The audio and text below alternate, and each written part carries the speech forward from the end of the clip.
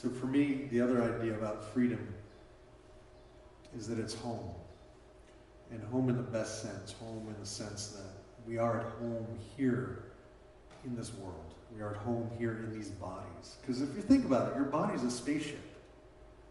I mean, really, it's how we move around. And we are not our bodies.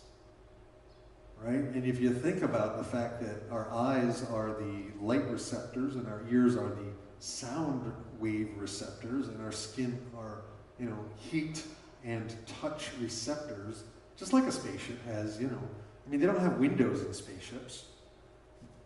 They have, like, sensors.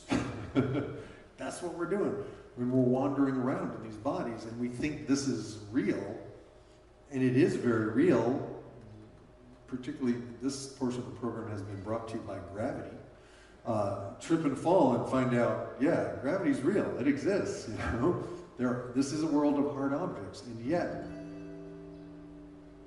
in the midst of the challenges we have in trying to navigate this world with these bodies that sometimes stuff hurts them. Sometimes things people say goes in through our sensors and they hurt us. But one of the greatest things I learned in my practice of neurolinguistics is that if someone says something to you and it hurts you, who's actually doing the hurting? Right? We're the ones doing the hurting. And that's what I discovered in my bullying work, is that the most trauma was happening when the bully was nowhere near the kid being bullied.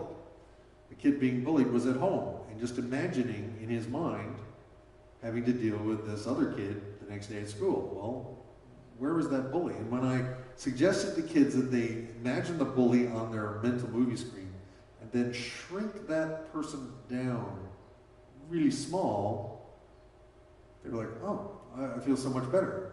Great, well, how about putting the bully behind you? How about putting the thing that has been causing you so much agita?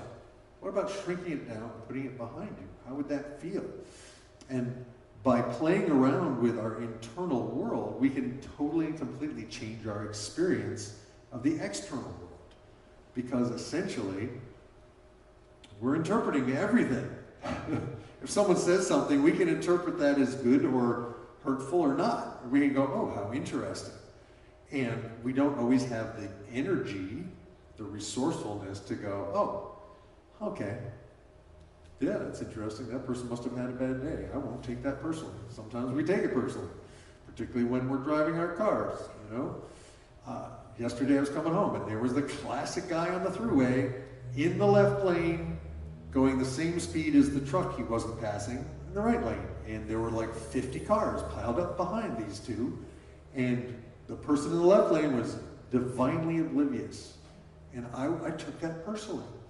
And I created a whole plan in my mind for contacting the New York State Thruway Authority and writing new signs for them instead of saying, buckle up, it's the law. How about, yo, stop hogging the left lane, dude?